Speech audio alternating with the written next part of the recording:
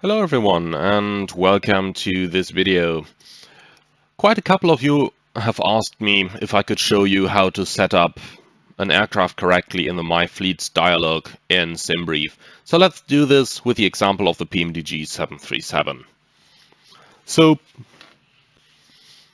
you go on My Fleet and then you already have quite some saved airframes down here. And I'm quickly going to show you which settings I'm using here. So let's take the Delta Alpha Bravo Lima Alpha, that's the Germania aircraft that I've shown in a couple of my videos already. I'll quickly go to Edit to give you an idea of what I've entered in here. ICAO code B737, the airframe is the 737-700, the engine type, that's all automatically filled. The civil registration is Delta Alpha Bravo Lima Alpha. FIN number, we are not using those here in Europe, so in the United States, you would often find some numbers over there. Cell call code. This particular aircraft had a cell call, but for flight simming purposes, I don't really need that. If you do want to use it, there are a couple of websites where you can get some information about cell calls of a different aircraft type. One example would be to search in a flight plan database like ADGLA. So if you went on to search and we were searching, for example, for that Germania aircraft, you could enter GMI as a call sign, aircraft B737, go and search, and then you would just have to go through the different flight plans. Check the registration in here. For example, this is Delta Alpha Golf Echo Romeo, so not the one we've been searching, but then you would find cell call down here in the flight plan remarks as well. So for the Delta Alpha Golf Echo Romeo, it would be Papa Romeo Delta Mike. So that would be one example of how to find the cell call codes of a particular aircraft. The same you can find here is equipment code /S. That is something that's a little bit more interesting for you, because when we are getting on over here, you have the ICAO mode Sierra code. Now there we are now going to enter the Sierra. And if you are later on pre-filing your flight on VATSIM, that's what SimBrief is going to insert in the relevant part in the VATSIM flight plan. The weight category is medium aircraft. Performance code is Charlie. You can see it based on the VREFs here. This becomes a little bit more interesting when you're planning for 737-800, because depending on the maximum landing weight of the aircraft, the 800 may either be a Charlie or a Delta. Especially those holiday airlines like Sun Express have certified their aircraft to a higher maximum landing weight, which then makes it a Delta aircraft because the VREF at the max landing weight exceeds 140 knots. Radio nav equipment, that's something that's not really interesting for you as a flight simmer. The same for transponder equipment and PBN capability. But coming down to the extra flight plan info, now that's something that is automatically going to be inserted into your flight plan remarks field. Again, that's important if you are filing your flights on an online network. So you want to enter, for example, let's say PMDG 737 beta, if you are flying a beta version and if you're really keen on getting the attention. But a more important thing to enter there, and something to consider for now, is that if you're flying online on VATSIM,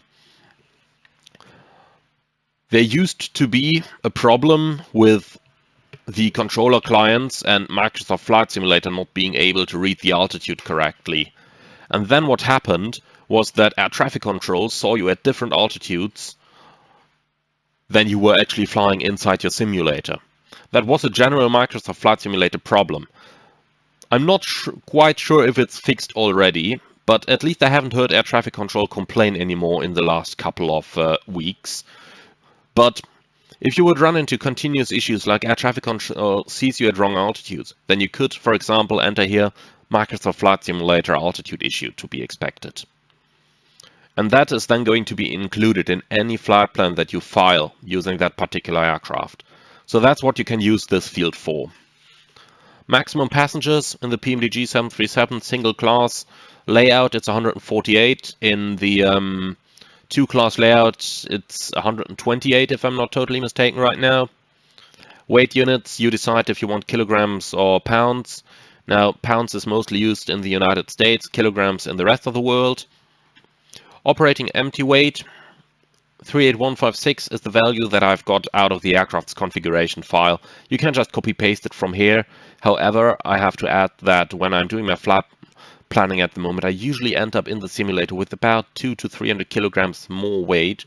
So consider setting this a little bit higher, but I'm still figuring out as of right now what exactly is causing that discrepancy. The rest of the weights, I've just all got them out of the aircraft's config file. For flight planning purposes, you can also just leave them at the default that SimBrief is suggesting to you. The next, however, here is more interesting. That's the passenger weight and the baggage weight.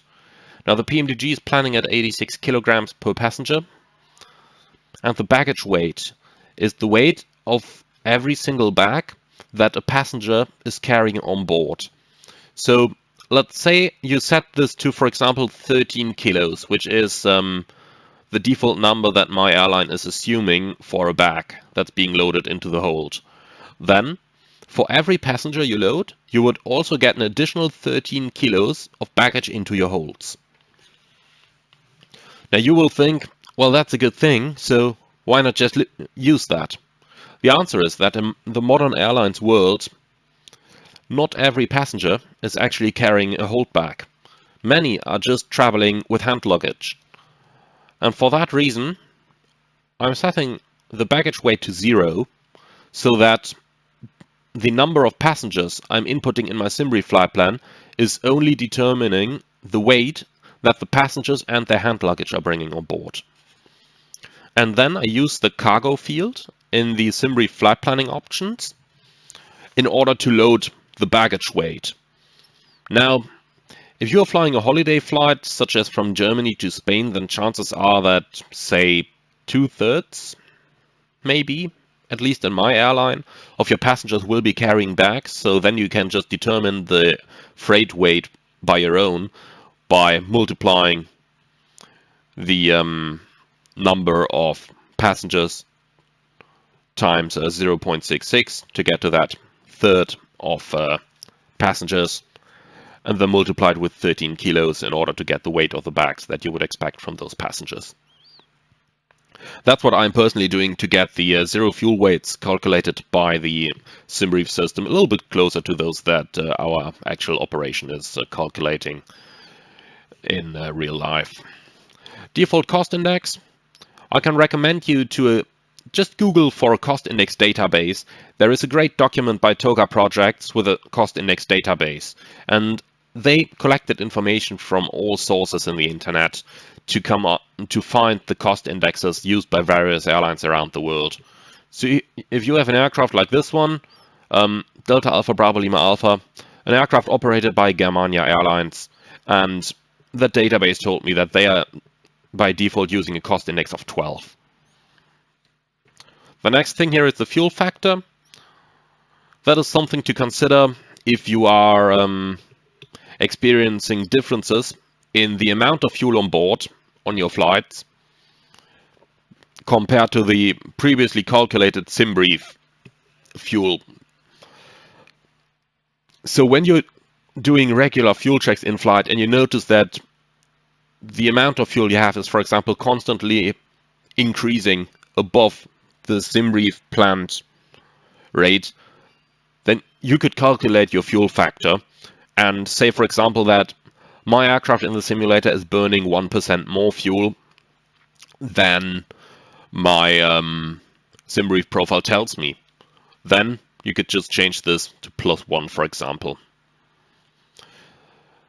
Why is this important?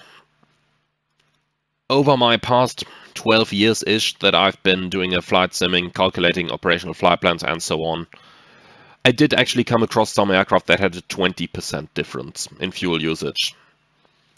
Now, the PMDG is currently pretty spot on with a fuel factor of 0, but if you're using this for any other aircraft, then you might actually run into some rather significant differences here. So that's something, the fuel factor, that you can use in order to determine whether you want to, or whether to determine if you just want to have some small corrections to the amount of fuel being used. A small word here, most real-life aircraft are usually in the region of +1 or +2% compared to the manufacturer's values. And that's just because as those aircraft are being used, they might encounter bird strikes at times, putting slight dents in the fuselage. Or let's just say that way, no machine is 100% perfect. So slight differences do occur in the fuel usage, and an increased usage of like 1 or 2% can happen from time to time. On the other hand side, I've also seen one aircraft that had -1%, so it actually used less fuel than what was predetermined by the manufacturer. Service ceiling, that's the highest altitude your airplane can fly to.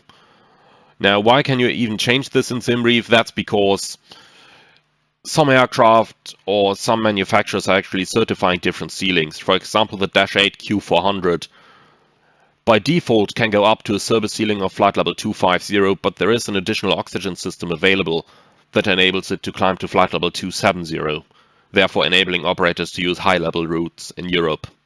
So that's why the service ceiling can be changed. And finally, cruise level offset. That is something that some operators are using. For example, in my airline, it is standard operating policy not to climb above the optimum altitude unless the air is really smooth.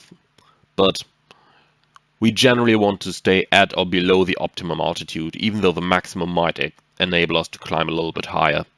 So if you just run this through an example, the optimum would be flight level 378. The maximum is flight level 386, then the FMC is going to tell you to climb to flight level 380.